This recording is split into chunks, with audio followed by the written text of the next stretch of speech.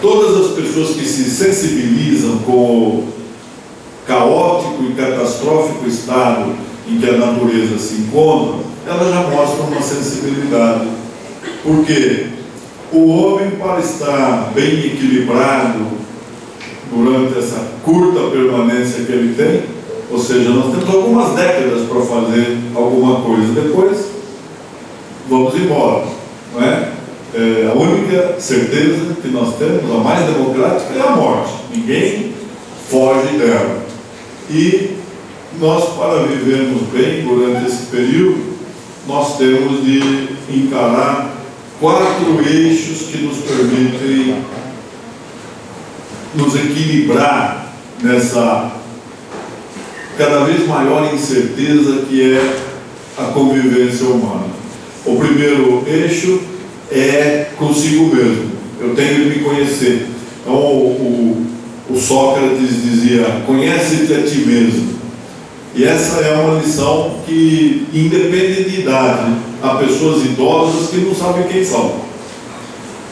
Há pessoas jovens que já descobriram quem são. Então, eu tenho de permanentemente me indagar, me auto-indagar. Quem sou eu? Que bicho humano eu sou? O que é que me irrita? O que é que me deixa feliz?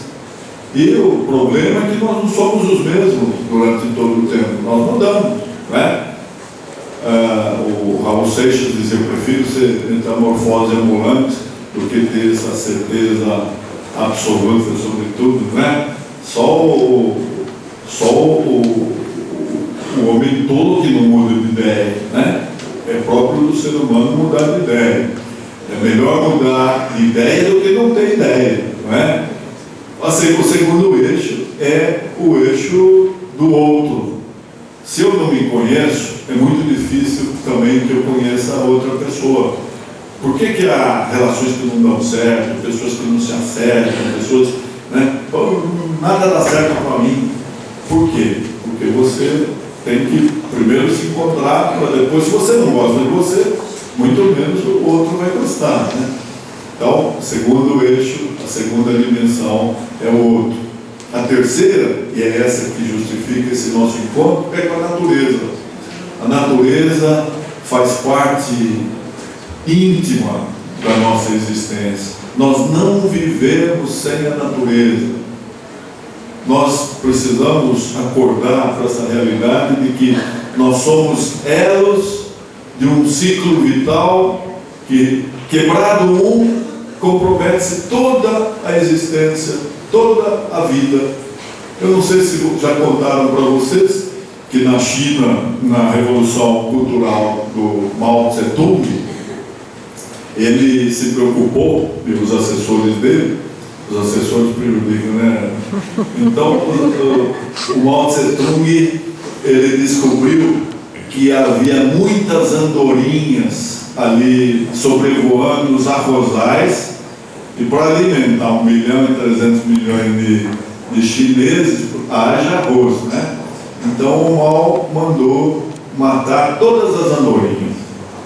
E aí, armadilhas, alçapões, e houve aquela busca para acabar com as andorinhas. Quando havia poucas já, os chineses, lá não falta mão de obra, ficavam com bambu impedindo que a andorinha se sentasse. Ela, quando caía extenuada, eles iam lá e apanhavam. Então, chegou um dia, não havia mais andorinha na China. E a próxima colheita foi um desastre, porque, na verdade, a andorinha comia um inseto que comia o arroz. A andorinha, o inseto ficou sem predador e acabou com a colheita de arroz. Então, o que a China teve de fazer? Importar andorinhas e começar a criar andorinhas, não é? E nós vamos, pela nossa ignorância, nós vamos repetindo essa história. Agora, por exemplo, estão acabando as colmeias, as abelhas estão desaparecendo. Se a abelha desaparecer, vai desaparecer 80% das frutas que nós comemos, fora outros alimentos, não é? Então nós temos de estar ligados, respeitando a natureza, porque nós somos parte dela, nós não vivemos sem a natureza. E se nós não prestarmos atenção, nós vamos comprometer a existência da humanidade no planeta. Não é o planeta que vai deixar de existir. Quem vai deixar de existir é a humanidade. Por isso, nós temos de tomar cuidado com a nossa Terra. E a última dimensão, o quarto eixo, é a transcendência. Não é? É você se preocupar ou não se preocupar com aquilo que vai acontecer com você depois que você deixar a vida. Não é? Porque as pessoas que têm crença, que têm fé, de repente elas têm respostas, podem parecer mais simplórias, mas elas estão confortáveis nessa sua crença. Aqueles que não têm crença precisam colocar alguma coisa, ter uma explicação para esse mistério, né? Existe alguma coisa depois da morte? Ou nós vamos acabar os nossos sonhos, os nossos anseios, as nossas ambições, as nossas alegrias, os nossos amores, vão todos terminar assim quando nós partirmos? Então essas quatro dimensões são muito importantes. Eu acho que se a gente pensar em cada uma delas, nós vamos trazer uma qualidade de vida melhor para nós e para quem estiver ao nosso lado. E como eu falei que a única certeza que nós temos é a da visita da morte, eu gosto sempre de lembrar um conto oriental que mostra que não adianta escapar da morte, né? Um grão-vizir, que era um sultão vivendo no Oriente Médio, cheio de servos, num grande palácio, vivendo aquele esplendor, está posto em sossego, né? Porque as pessoas ricas estão sempre postas em sossego. E aí vem um servo, um criado dele, extremamente aflito, nervoso: senhor, eu posso apanhar o seu melhor cavalo, porque eu preciso sair correndo, eu preciso fugir. Ele falou: mas por que você precisa fugir? Porque eu estava no mercado fazendo as compras do dia e a morte me ameaçou. Pode apanhar o cavalo sem problema, mas só para o meu controle. Para onde você vai? Eu vou para Esmirna. Tá bom. O servo foi embora, o grão-vizir saiu, foi ao mercado, procurou pela morte e falou: morte, por que você ameaçou o meu criado?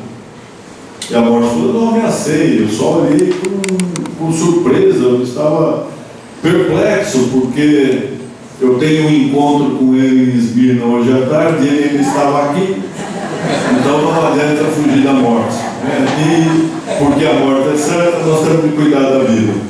E eu tenho certeza de que aqui todos cuidam bem da vida e de toda a espécie da vida humana, da vida vegetal, da vida animal, porque é de vida e vida saudável que nós precisamos. Muito obrigado.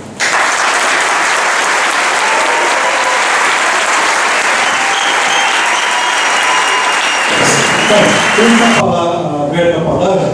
Quem quiser fazer alguma pergunta. Gostaria de saber se o senhor poderia detalhar que tipo de serviço que esses servidores prestam, esses que participaram do projeto piloto. Eles falam só em processos eletrônicos ou levam um acervo físico também para casa? Nós estamos numa fase de transição e temos de trabalhar com um sistema híbrido, né? O processo físico, o processo de papel e o processo eletrônico. Ambos se prestam ao serviço, ao home office. Por quê?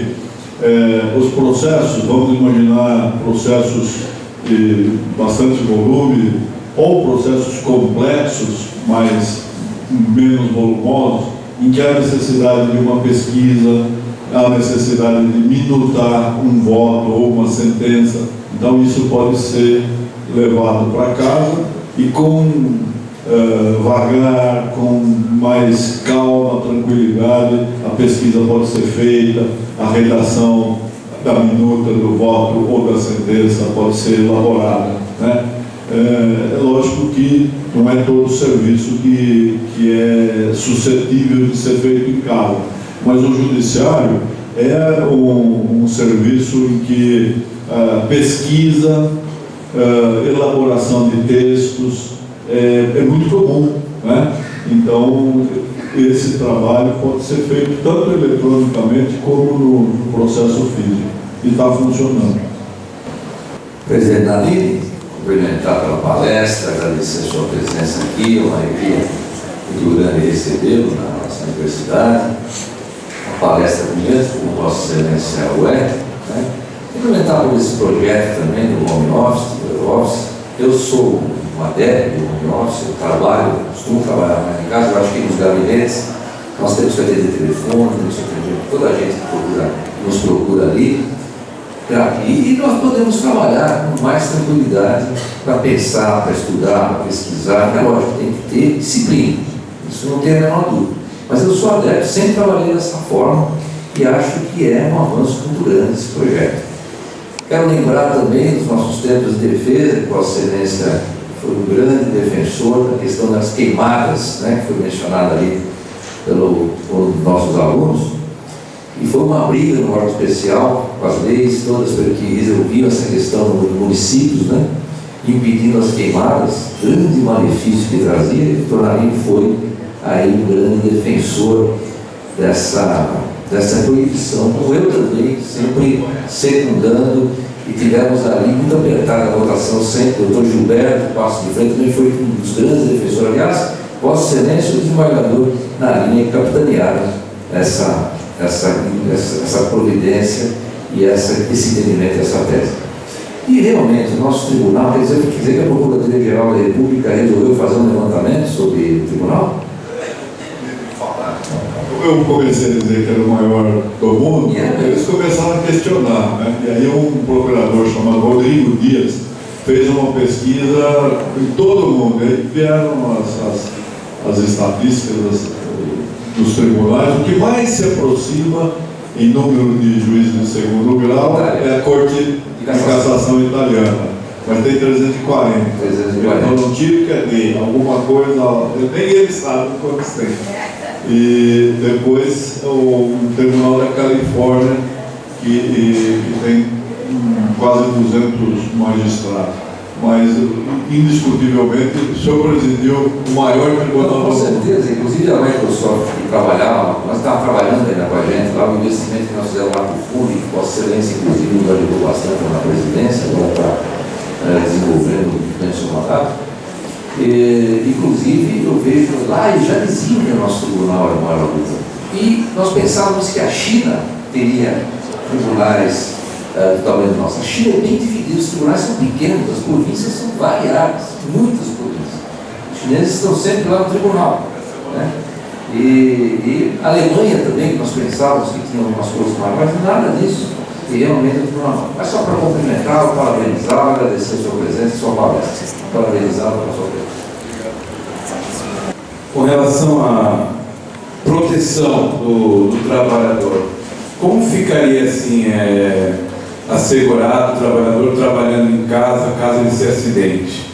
Bem, se ele está trabalhando, né, mesmo a solução já existe no direito trabalhista. Nós não temos o acidente em itinere. Se ele está no próprio caminho do trabalho e se acidentou, isso é acidente do trabalho, com razão maior, se ele se acidentar por trabalhando no horário de trabalho, no home office, um sistema reconhecido, será acidente do trabalho. Ele tem a mesma segurança.